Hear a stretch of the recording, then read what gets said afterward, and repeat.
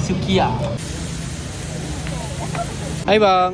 Nak roti sukiya satu bang? Roti sekian Ha. Nak ayam ke daging? Bagi daging tu. Daging Ni pakai daging shabu-shabu bang eh? Ya, ni shabu-shabu.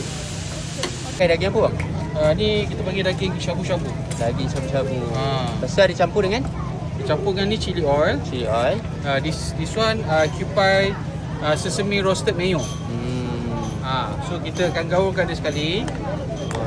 Okey. Ini benda baru bang eh? Baru memang.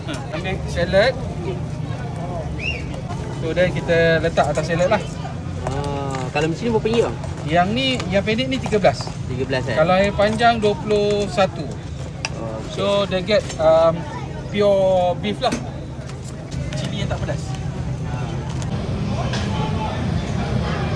Korang dapat rasa lah. Dia punya sesame sauce tu kuat gila. Untuk aku kalau dia lagi pedas lagi sedap. So kalau korang nak, korang kena datang sini. Apa-apa pun kita hantar-hantar je.